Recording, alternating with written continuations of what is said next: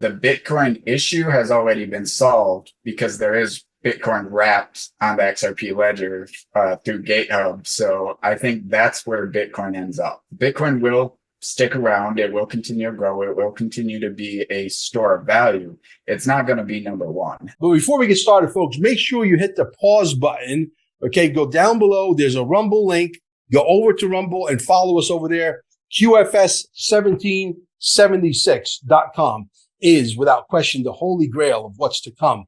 Okay, T-shirts. You got to get yourself decorated. This way people will ask you, what is XRP? What is the quantum financial system? What is this? What is that? And you send them where? To QFS1776.com, where they need to immerse themselves, because we're going to burn down this system down to the ground. And out of the ashes will rise the phoenix. There'll be nothing to go back to. Believe me when I tell you that. Unified TV will take over Netflix. We're bringing in the next genre of movie producers and storytellers and actors and actresses. And we're telling the story of how the world is going to be on earth as it is in heaven. NESARA is coming. Don't make no mistake about it. Gold and silver right down below. Promo code Mel Carmine. Make sure you use the promo code. Almost $8 billion in sales. We're direct to like a bunch of mints. We are the ones that can get you the gold and silver directly to your door, okay, at the cheapest price. Don't even waste your time looking for a cheaper price. It doesn't exist. Also, our Telegram groups down below. If you want to learn what's coming and you're sort of a little scared, I understand. Believe me, I was there too at one point. Our Patriots are literally waiting for you in the room. And if you need more than $10,000 worth of XRP or $1 million worth of XRP, you come see me. Send me an email at QFS1776@gmail, and we'll get you as much as you want. Well, folks, he's back, and he might piss you off again because he still doesn't believe in NESARA and NESARA. He doesn't really get along with this guy too much either. He's not eye to eye in a lot of things. So we might bump heads a little bit, but I still love him. He's like my brother from another mother. Patrick Riley, founder of the Reaper Financial. He has got a token that is going to definitely play a part in this whole financial system. It's like one of those tokens that you cannot ignore. He'll explain more of that, exactly how it works. But before we go, folks, don't forget, June 9th, the tickets are going to go on sale. It's going to be broadcasted worldwide because this is going to be an event like you cannot believe. The list of people that is coming is absolutely, I mean, look, Jason Shirk is being invited, Bo Pony, Leo Zagami, Dr. Sherry Peel Jackson, David Digital Outlook, David the Lion is being invited, Brad Kimes, Molly Elmore, Sheila Holmes, I mean, the who's who, Rob Cunningham, Kerry Cassidy, 107, wouldn't you know it, is showing an interest, potentially being there on the 9th, June 9th.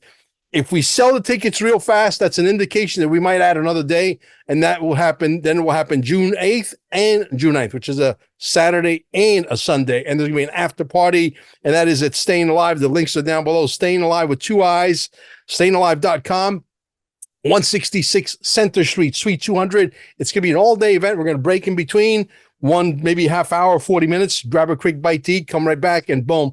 We go off to the races again. We probably start around 11 and go all the way till 8, maybe even 9 o'clock at night, and then it'll be the after party.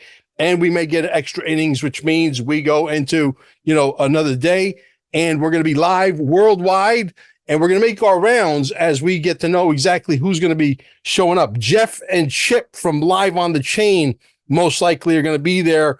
My good friend Jake Claver might be coming. Patrick Riley is being invited. That's right. Patrick Riley might be there as well. He's asking me to invite this QAnon controversial figure. I don't know if we're going to do that. We might. We like a little controversy, we might stir up the pot. Brother, it's been a while. Last time I talked to you, I believe I was not living in the States. I was living in Costa Rica. It's been quite some time. I know that you're still sort of down and out on NESARA and NESARA. I could tell you that this dude has seen the documentation. For every person that I got that comes on the show, I got 10, 15, 20 that don't want to come on the show. They want to stay under the radar. My good friend Patrick over in New Jersey calls me 5 days before the new year rang, and he goes, "You're not going to believe this." And I'm still trying to put that one together, by the way. His nephew got a $200,000 debt forgiveness, literally Okay. Oh, this is a college loan, $200,000 literally wiped away. Do I have proof that it exists? Yes. Do I want to get into a pickle with you? Absolutely not. But I believe it does. I believe that the planet we're living in right now, this three-dimensional planet, this matrix bullshit is not sustainable. We need something new. What is that something new? I believe wholeheartedly that is NESARA GESARA. Patrick Riley from Reaper Financial, welcome to the show. Oh, thank you, Mel. And, I hope you're right. I hope there's an easy button. I don't know. I'm not down on GSAR and NESARA. I'm not against it. I would love for that to be the case. I just, I'm a skeptic at heart, and I'll believe it when I see it. And if you've seen it, hey, great. I'm glad that you can have that faith that it's going to happen that I can't have right now.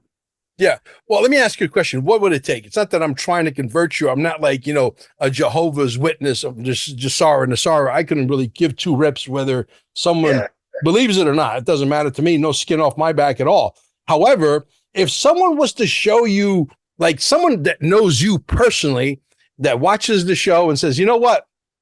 I hate to tell you, Patrick, but that crazy nut job pizza guy down there in, Cape Canaveral happens to be correct. I just had debt forgiveness. I want to show it to you. Somebody that you know personally. If they were to show you the documentation, and you saw that documentation, you could smell it, feel it, sniff it, whatever, would that change your mind maybe a little bit? So I think what it would take for me is when people who have never heard of GSARA, NESARA, or any of the things that we like to talk about on this show, the normies, when those normies start going, oh, this is happening. My house just got paid off. My debt just got paid off. My car, all that. And they're saying that, hey, this is some new government program. Then I'll be like, okay, I'm paying attention. There's something happening. But when it only comes from inside a community that's already aware of it, it's easy for people to be misled, or for people to maybe misconstrue something that's, looks like it's GSAR and NESARA, student loan forgiveness. But, unfortunately, Biden supposedly is doing that.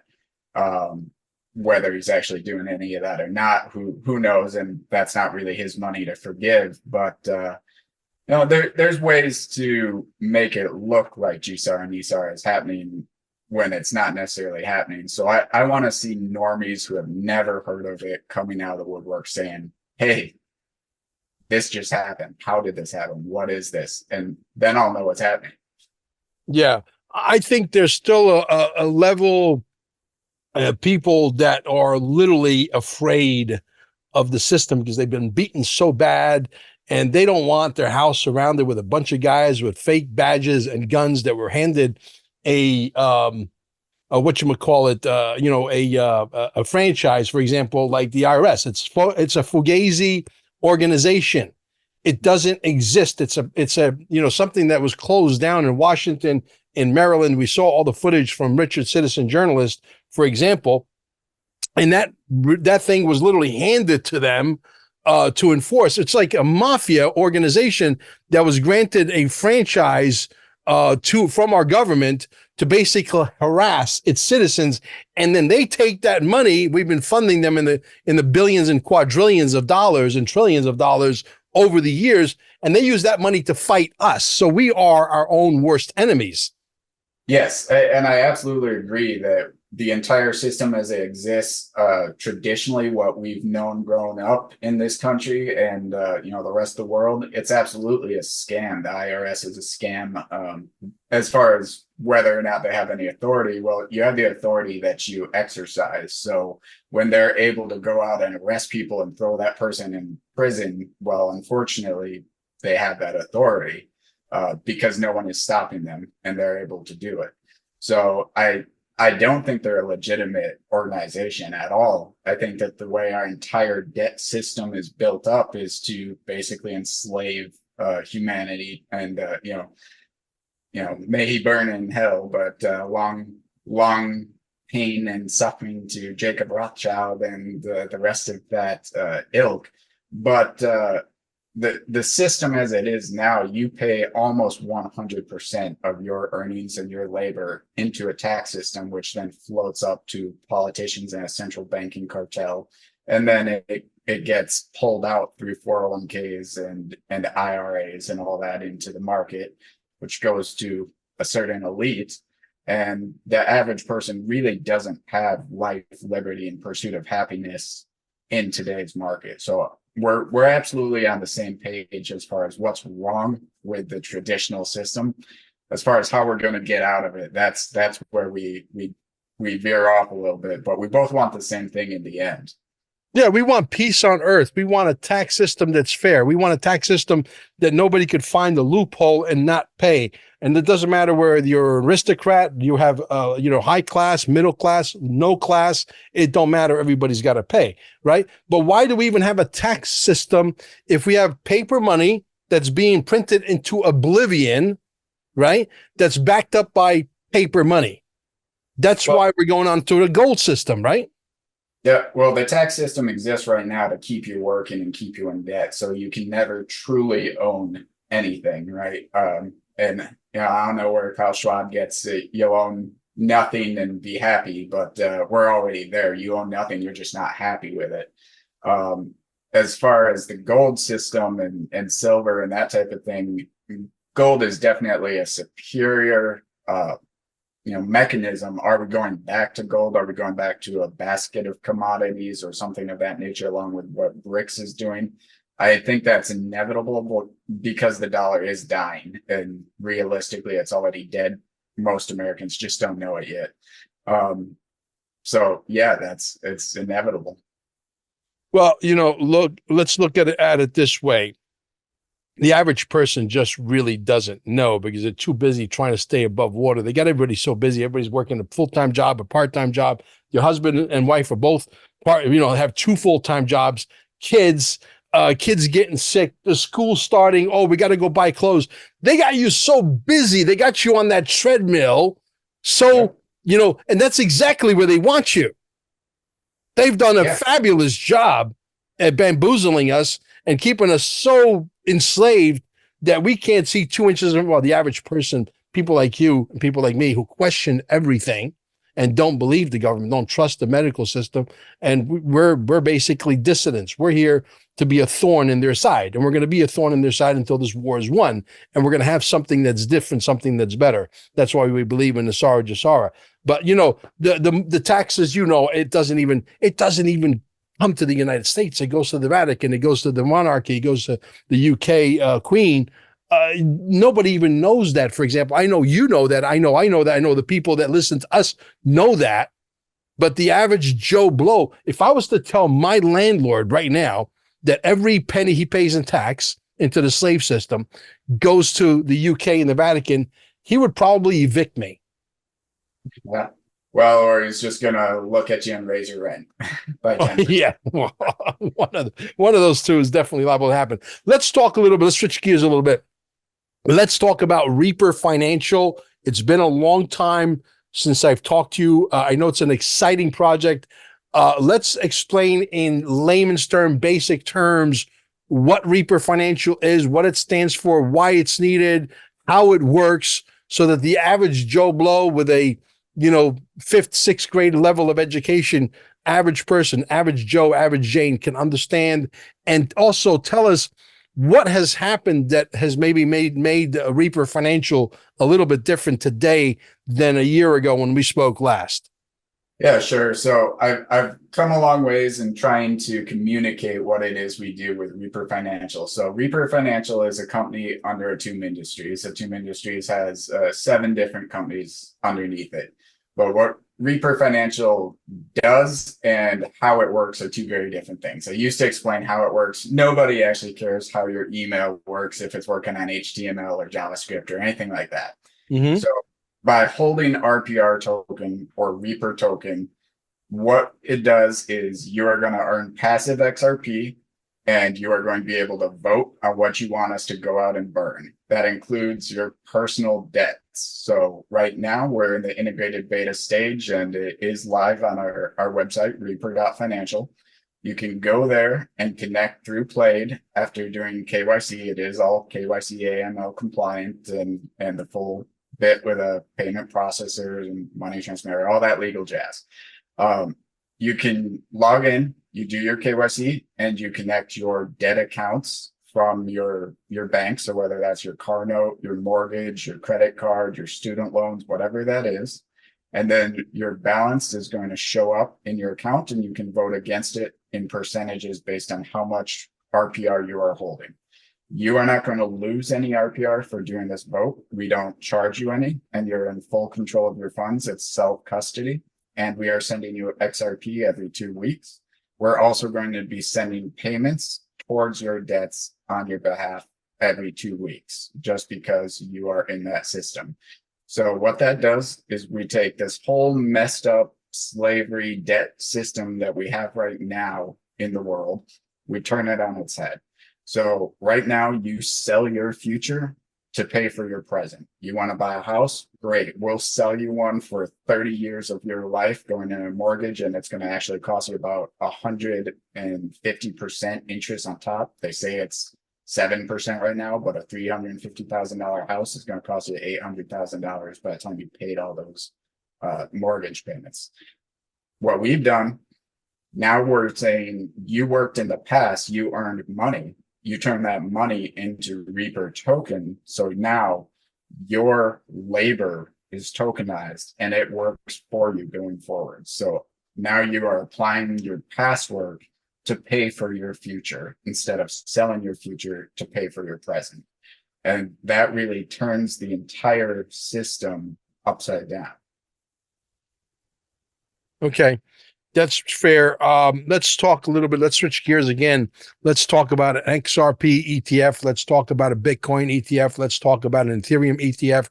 Are you still on the same page as all of us, at least, that the Bitcoin and the Ethereum, because nobody wants to pay $200 in gas fees to buy $29 worth of a token. It's ridiculous.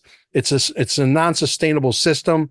It's going to crash and burn. I do believe, even though we might be at odds at this, I believe Flare doesn't have their act together. I'll agree with that much, but at some point it will, and it will take over the Ethereums. The old world that they're struggling to hold on to so bad, and this is just my opinion. I know that you might have a different opinion. That Bitcoin has got to be propped up so that it can go over the $100,000.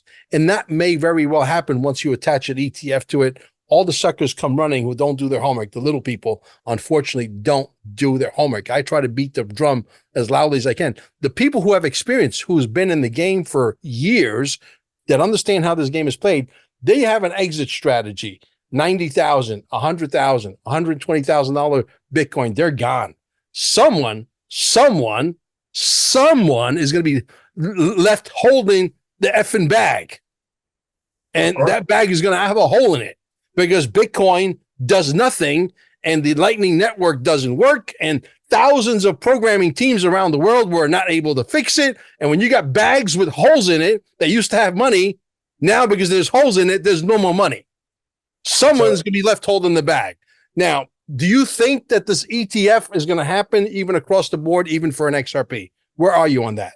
So it will happen. There'll be an ETF for the XRP Ledger as well.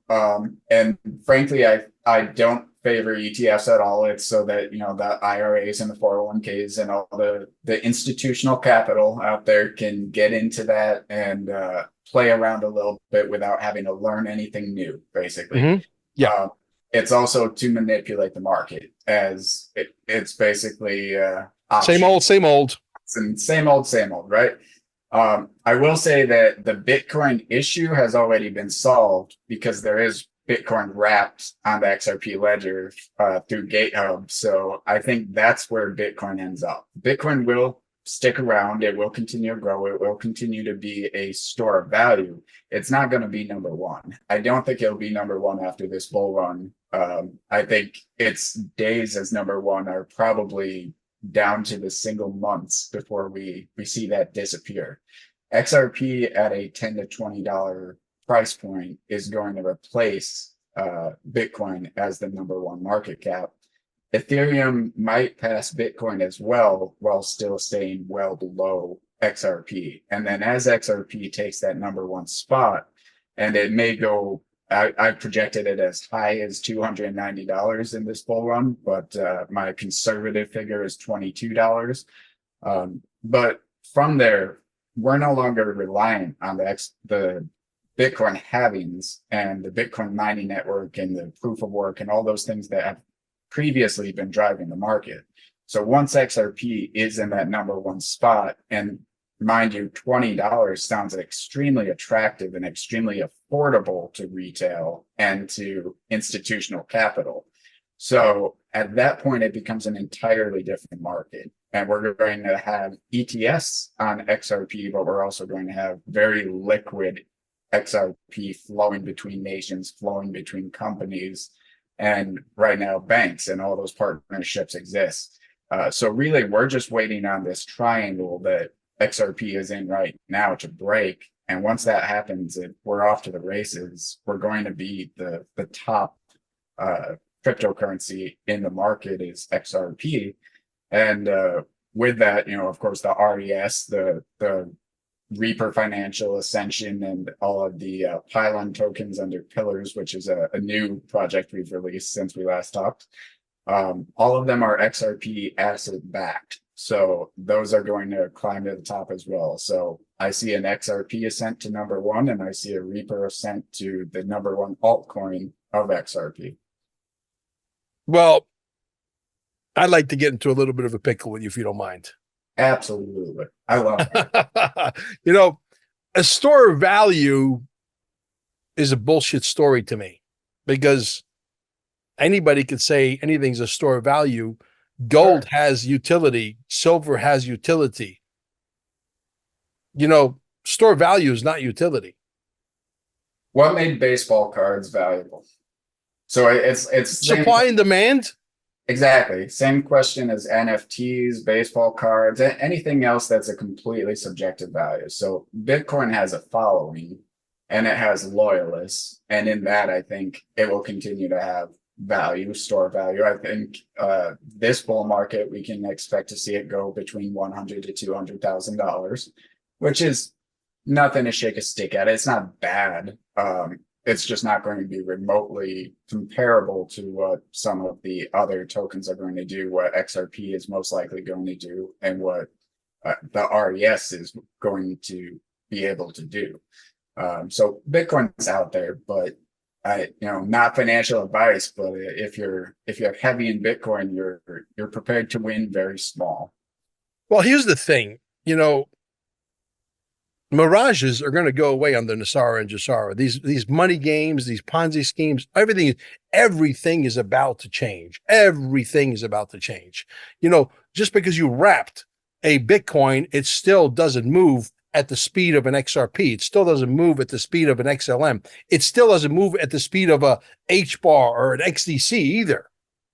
Well, so if it's wrapped in XRP Ledger, it does, because really it's just an XRP Ledger token that represents a Bitcoin. But how do you explain the proof of work? Doesn't somebody have to pay for that proof of work? Aren't the miners going to get pissed off?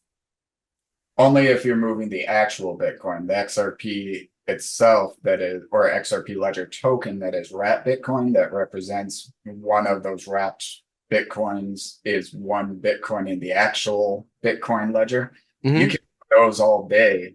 And as long as you don't move that actual Bitcoin, no proof of work mining needed to happen.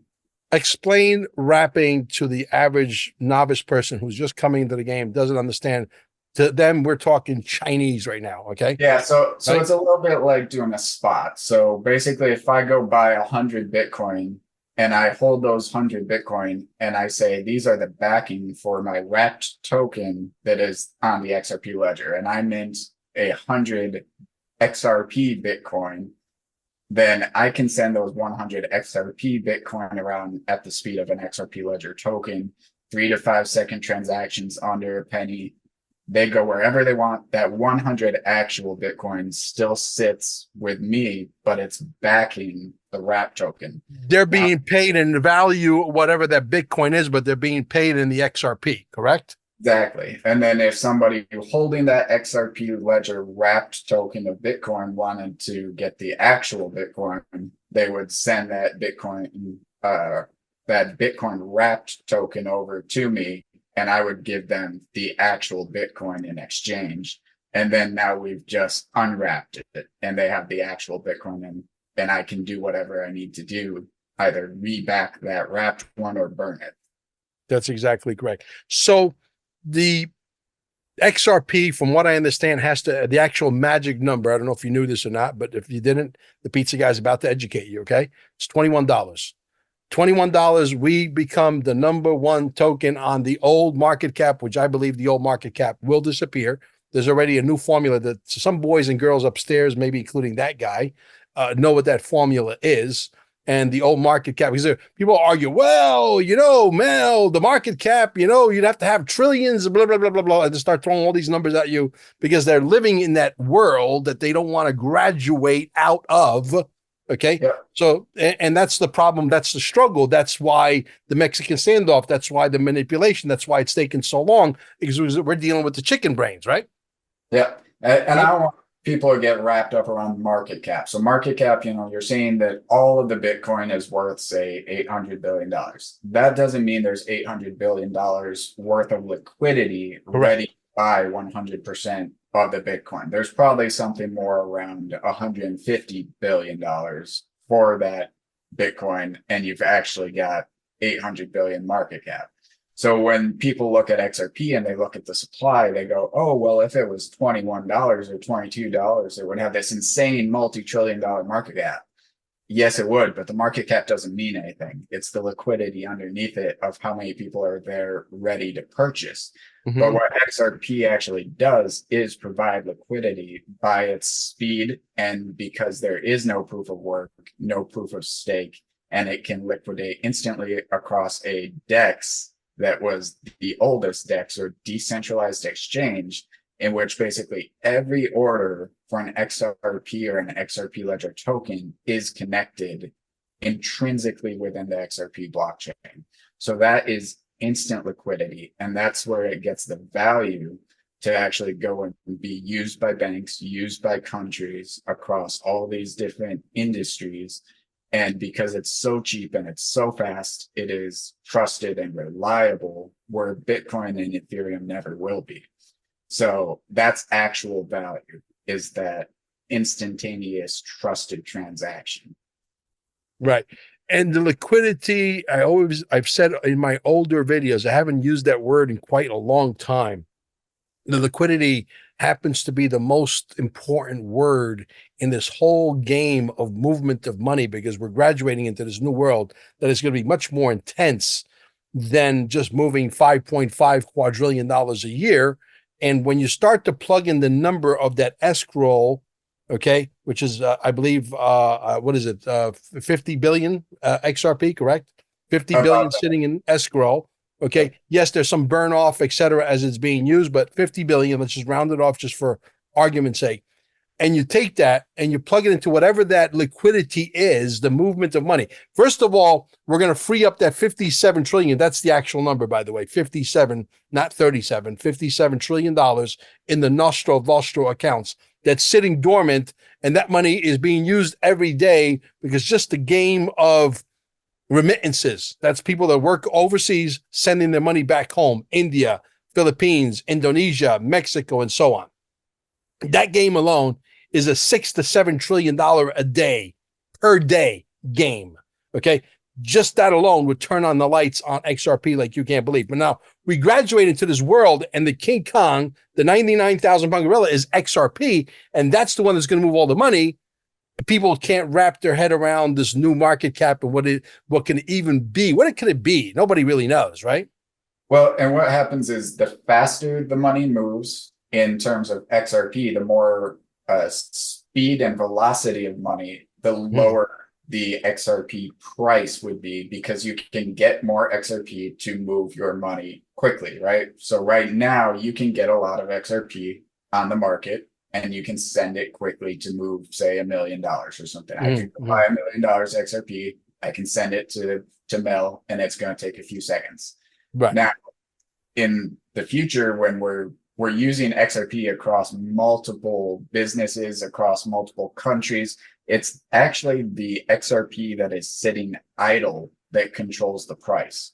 Because when there is less XRP available, now to move that same $1 million, I'm not going to get 2 million XRP. I might get 300,000 XRP to move $2 million because there's just not that much velocity of money and there's not that much XRP readily changing hands. So the less it changes hands with the more users, the greater the price. So right now, yeah, there's plenty available, the 100 billion, the 50 billion in escrow and the 50 billion in circulation. That's a lot available for what it is currently being used for. As soon as it starts being used for that Nostro Vostro, as soon as it starts going for Amazon, as soon as it starts back in CBDCs, it's going to start being held by banks, held by corporations, held by the individual investors who would also hold gold or silver. And the more they hold while the demand goes up, the higher that price is going to be. Exactly correct. And hence the reason why the banks are going out of business, because we don't need all these financial institutions to handle our shit, because we are, in essence, our own banks. You know, the banks are going out of business because they're not Basel compliant. They're not gold backed. They don't have enough reserves and, right? So the game on the level playing field is changing right in front of our very noses, right in front of our very eyes. And for people who have the wherewithal to be able to see this, it's vividly clear. It's written on the internet. So such and such bank went out of business. Every day we're waking up to financial institutions because we don't need all these financial institutions finagling our bagel, holding our money. At some point, yes, the custodial ships, I don't believe they're going to be the Coinbases of the world. I think those are going to be completely gone. I think there's going to be potentially 5 to 10 big financial institutions, but there's going to be strict laws, hence the reason why I believe in NESARA, because people are not going to be in a position where they're going to be fleeced forever and suck their blood like a leech. Not going to happen. And really, the entire purpose of a bank historically is safeguarding your funds, right? And correct. It started back with the Knights Templar, and they, take your funds and they put it in a bank and they give you a coinage or they give you a note and they say, okay, this is safe, we're going to guard it, right? Right. And over time, we evolved to where we had cash deposits, and cash deposits were semi-secure, of course, limited to the security of the physical building. Yeah. And now we're in a digital society where the digital security of your funds can be held completely 100% by you in self-custody. Whereas on the flip side, we have banks that are playing in the derivative markets and over leveraging, and those banks are simply not secure, especially when it comes to a digital asset that can move quickly. So the banks simply no longer serve their root purpose of safeguarding your money. The only thing that's going to serve that root purpose in the future is going to be hardware wallets, and it's going to be your phone, and all of your finances is going to sit with you on your phone. You're going to have a seed phrase or something of that nature, and you're going to be able to recover it if you lose your phone. Correct. So just not going to survive for another 20 to 50 years. There'll be digital lending services, but there will not be traditional banks. Absolutely. Let's talk about an XRP with an ETF attached, because the old world really is putting up a fight. They don't want to go away just yet. And I do believe that there's a strong possibility that we could drag this thing out till 2025. I'm a realist. Yeah. I like to walk with my feet on terra firma. I like to walk with my feet on the ground.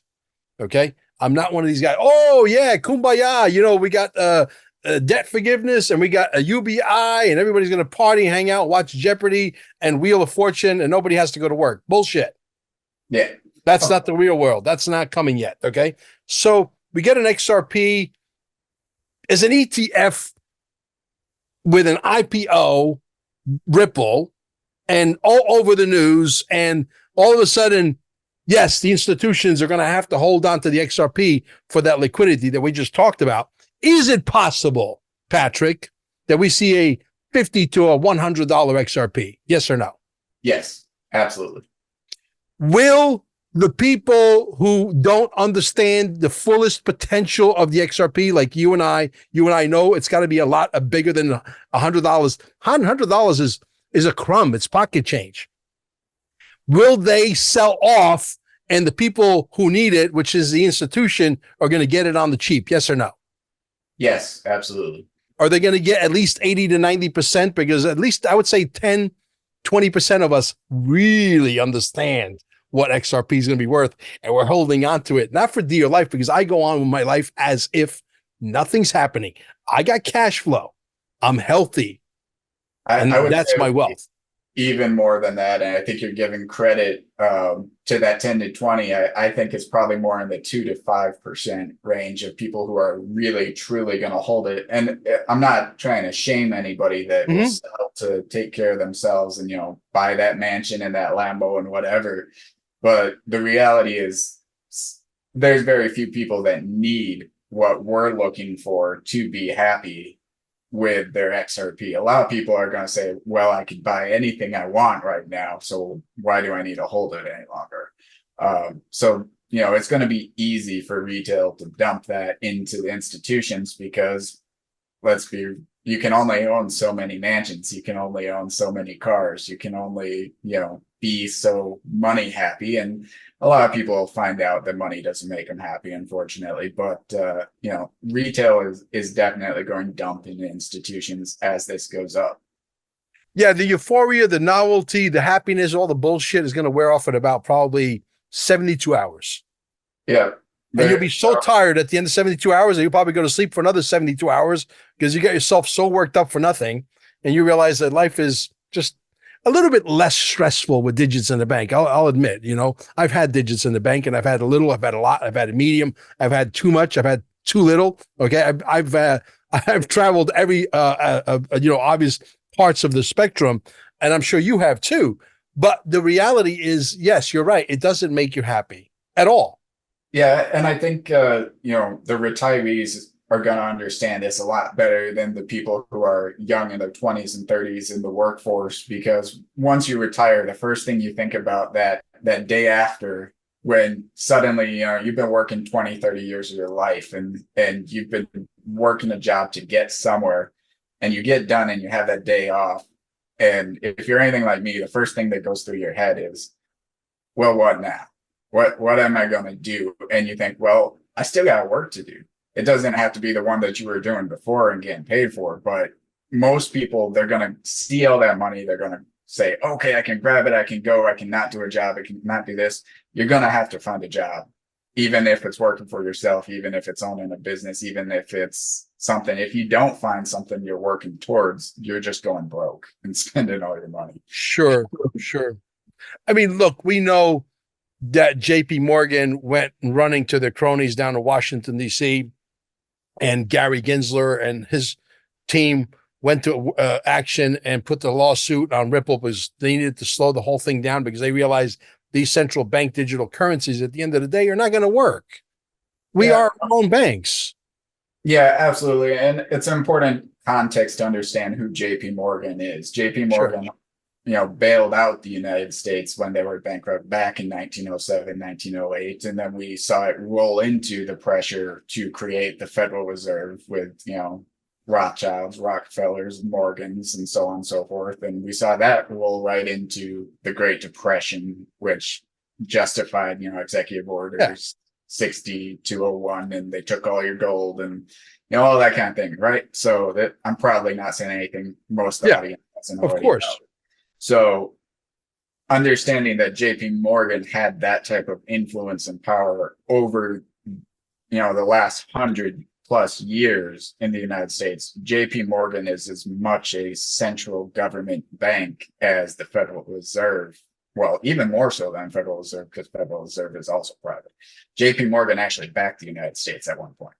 So when they went in and, threw their lawyers on Ripple's table, the day before the SEC launched this lawsuit, it was very much a challenge directly from the government of the United States, or the quasi-government of the United States, to Ripple to say, we're going to slow this down. Now, the fact that the judge has ruled in favor of XRP not being a security, I don't think that's a coincidence either. If you're watching this channel, you probably don't believe in coincidences. So most likely this has all been timed and planned together. You know, you could note just today as XRP passed that negative trend line to the 60 cents, we suddenly saw Binance executives in Nigeria being arrested, and we saw Coinbase had a unfortunate DDoS event. So the price has been manipulated, and actually the relationship between Bitcoin and XRP, if you look at any point where XRP was about to break the negative trend line, you'll almost always see that Bitcoin sold off, Bitcoin dumped, and as a result, XRP coiled back with it. Now, what that's done is that means that we are getting more value, actual value consolidated into XRP, while value has left Bitcoin, and they can only control it so long. And we're getting towards the end of that triangle that I was talking about earlier, which is a 6-year triangle. And it ends July 22nd, 2024. So between now and then, we got to break it. Yeah. Okay. The dust settles. We figure out, okay, these are the financial institutions that are left standing. They're tied obviously into the treasury, who's going to control everything. It's going to be a different monetary system, a different monetary game, whether you like it or not. You can call it NESARA, or they may come up with another acronym that also makes sense, which I don't believe they will. Is NESARA just sticks. We know that 1913, what you just talked about, happened in 1913. Not that off track. I'll get right back on track. What happened in 1913? The Federal Reserve.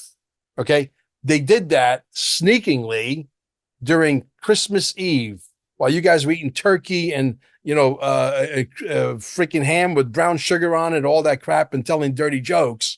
And you guys were distracted, and they put the, red, white, and blue, up your, okay? And they did that to the entire United States of America. So we know this. The central bank digital currency, this guy, whether you like him or hate him, or maybe you don't agree with some of his policies, I happen to love him. The reality is, he said clear as day, and he said it on several of his last rallies, central bank digital currency is not going to be operating under a Trump administration. He said it to the world. These guys must be shaking in their boots at this point. Is there going to be a buyback at some point? Yes or no? I can't say yes or no on that. I don't know if there'll be a buyback or not. I think it would make a lot of sense for there to be a buyback. The question is, what are they buying it back in? Exactly. Is it going to be some kind of new currency? Is it gold backed? Is it silver backed? Is it acid backed? Is it diamond backed? What is it? Right? We need to know, because no one's going to be foolishly just handing in their XRP just because they hand it in. We need to know what the rules of the game are. We're going into a new world. Yeah, and I do just want to throw this out there that the clawback amendment on the XRP ledger that did pass can only apply to tokens. It does not apply to XRP itself. Just in case there's anyone out there that was concerned about the clawbacks. Interesting. So, I mean, you are one of the 3%ers, I guess, that you're going to hold on to it until, if there is some kind of a buyback or whatever it is, hand it in. Well, the way we actually formed Reaper Financial, it is asset backed by XRP, and we use a percentage of the funds raised to create a permanent fund, or a permanent drip fund in XRP. Right now, it's about 440,000 XRP backing RPR token. So Reaper has a market cap of roughly 2 million right now, and XRP is worth about 250,000.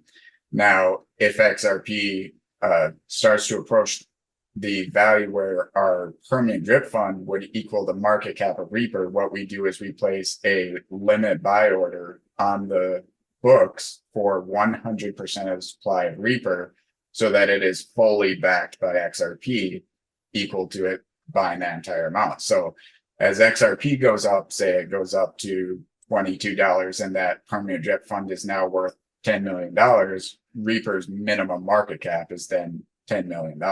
If XRP goes up and it's 290, Reaper's minimum market cap would be about 120 million. And there's no avoiding that, basically. So we've reinforced Reaper, Ascension, and the rest of the RES and some additional XRP Ledger tokens with XRP. So you're asking, what would they be buying it back with? What would they be, giving you backed by gold, backed by diamonds, whatever they would be buying it back with would then back the RES. But right now, the RES is backed by XRP. Do you think for 1 second that the banks will make an announcement here to the general public saying, hey, we're done, we're throwing in the towel, this new XRP thing is in town, and there's no way we could win against it, et cetera? Do you think that do you think they still think that they have a fight in them? Yeah, they do, because they're oblivious. In the same way that Blockbuster failed to buy Netflix because they didn't think digital streaming would be a real thing. The banks are archaic, and they think they're going to integrate XRP into their systems, and they're going to offer you an XRP account within your checking and savings and that kind of thing. And they're still going to take off the top and skim off the top. And unfortunately, for probably 10 to 15, maybe even 20 years, they'll be right, because there's grandma and grandpa and pensioners out there and people that never wanted anything to do with cryptocurrency because they believed all the propaganda about it being, drugs and criminals. So those people, they will stick with the banks, at least for a while. But the banks are not going to be able to make the margins that they were making otherwise. So what they'll do is they'll try to compensate by charging those people even more than what they are charging now. Because right now they have, almost 99% of the population, maybe save the Amish, are participating in this current banking system. What they're going to have with XRP is they're going to have at first maybe 70%. Very quickly after that, it's going to be 50%. And it's going to be like cable television, where you can't give the stuff away with a phone plan if you try. So eventually they're just going to have to keep jacking their prices up to try to stay alive till they simply can't stay alive anymore, and they'll die. How safe is staking, in your opinion, staking your XRP to get a return on your XRP, which in turn you might be able to get paid in whatever currency we have that's either gold back, silver back, whatever, it doesn't matter? Or do you put your money in real estate, which is something that you have more control of going forward? What would you do? Personally, I diversify, but I will say not all staking is created equally. There is a project that's one of our pylons called StakeX. StakeX allows full self-custody staking. So you're able to simply hold XRP and an equal value amount of StakeX within your wallet, and they would pay you XRP or StakeX. So similar to the RES, all of our tokens pay rewards. Many are in XRP, and it's for you holding it in your own wallet. There's no custody centralized to a centralized exchange.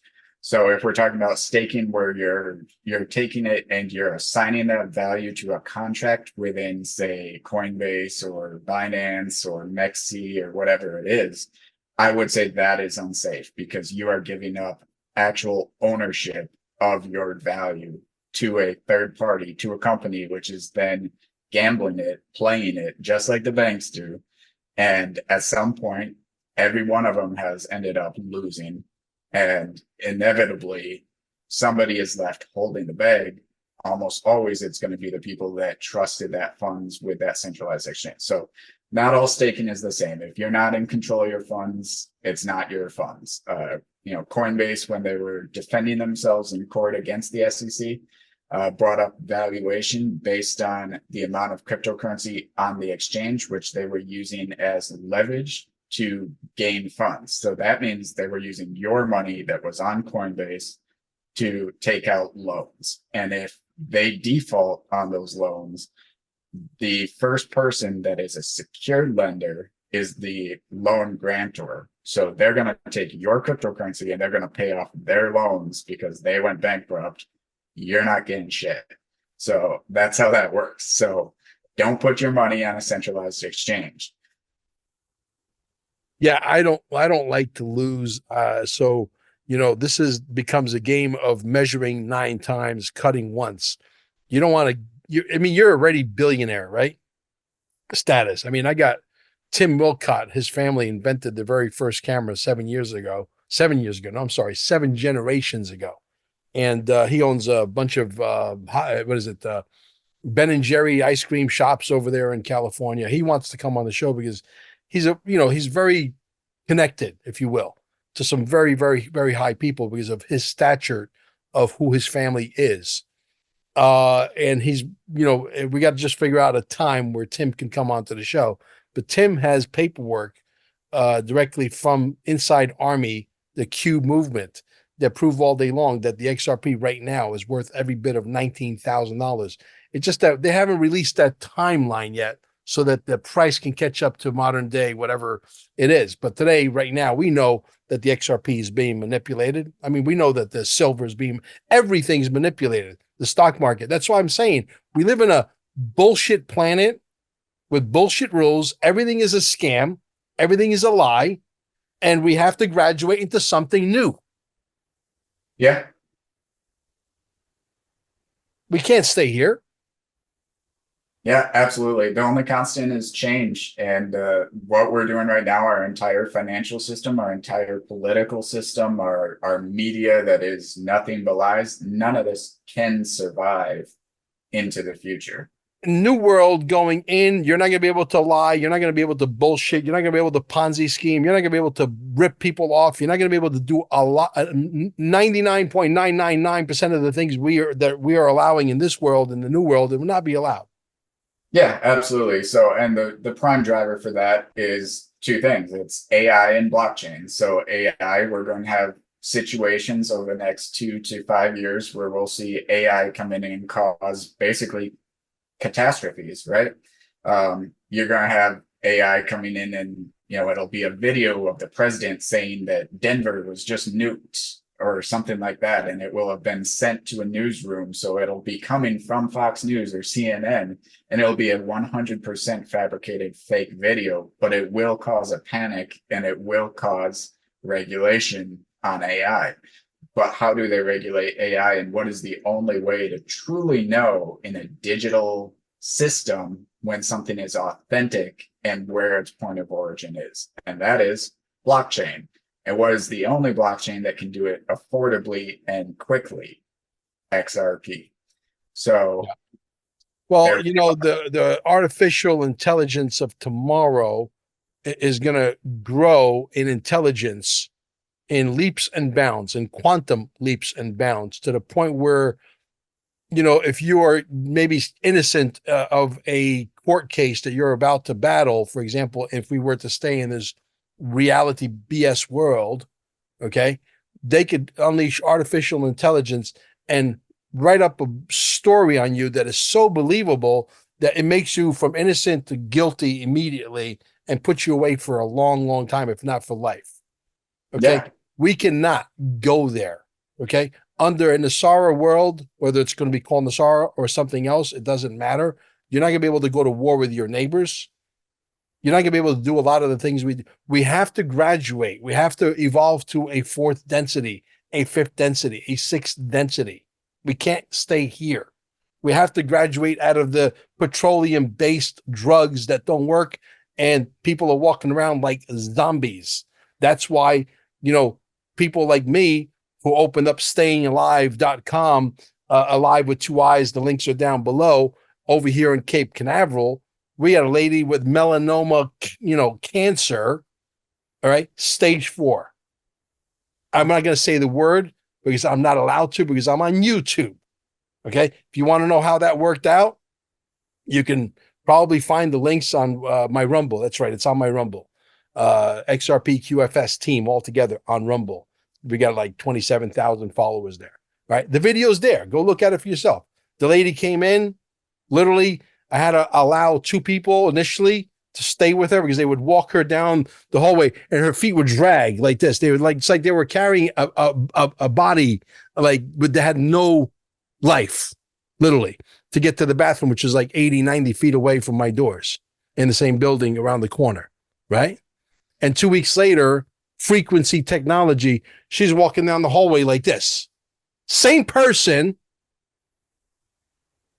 but these guys who are pathetic, who go to school for 29 years, prescribing petroleum-based drugs. Some of them are crossing the line, by the way.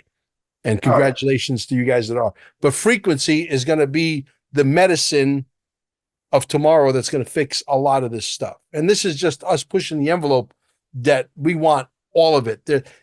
Think about the technologies that they've been completely hiding from us. They're at Wright-Patterson, S4, Area 51. There's another installation you might know because you're in the military over in Utah, which is bigger than all 3 of those that I just mentioned, which is massive by a factor of like 10 times bigger than all those 3. They have technology that they've been hiding from us for a very, very long time. And I always said, when they release the free energy technologies, you're going to be confused because there's going to be a array of choices that you won't know which one you want for your house.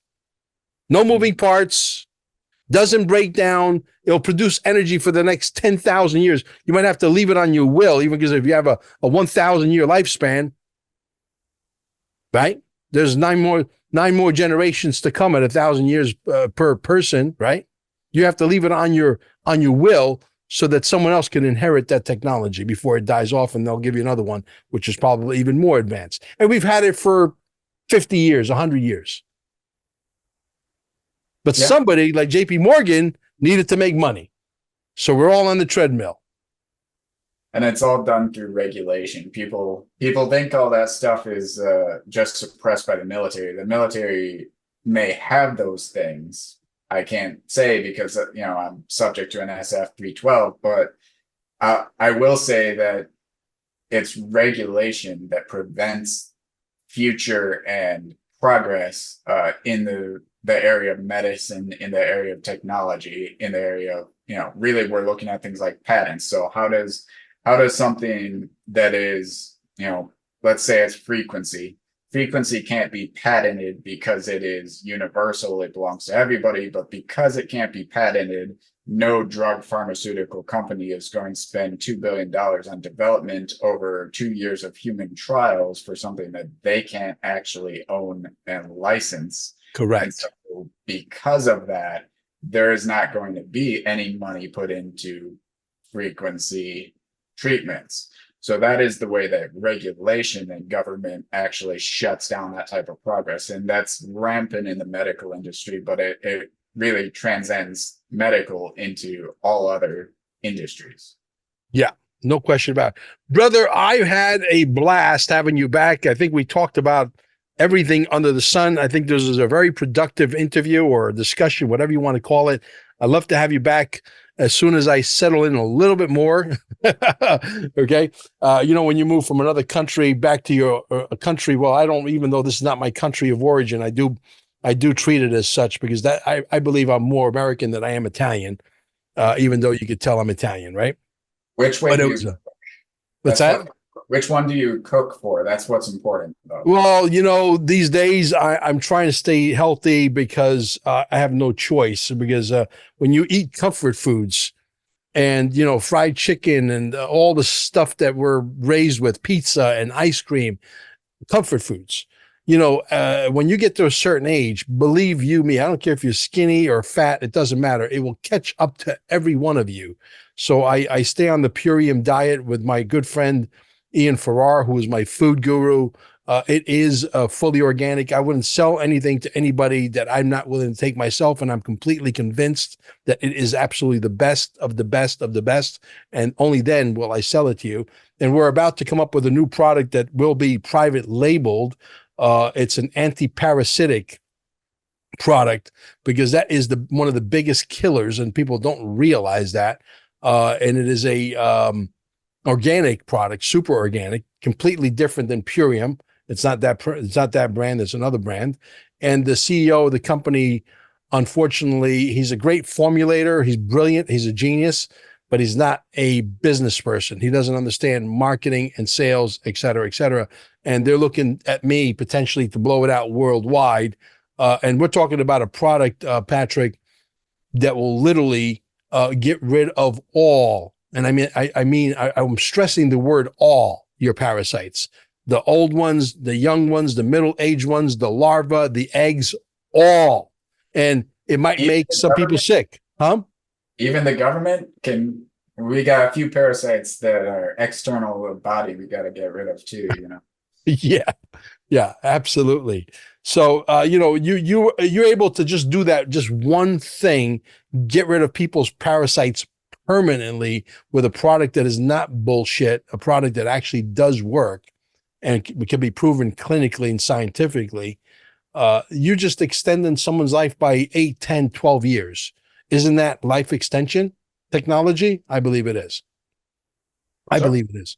So we're about to, they're sending me a couple of bottles of this stuff. So as soon as I get it, I understand that some people may get a little sick and they get a little bit of a fever and be in bed for 2 or 3 days, which is part of the process. Not everybody. It all depends on how many parasites you have.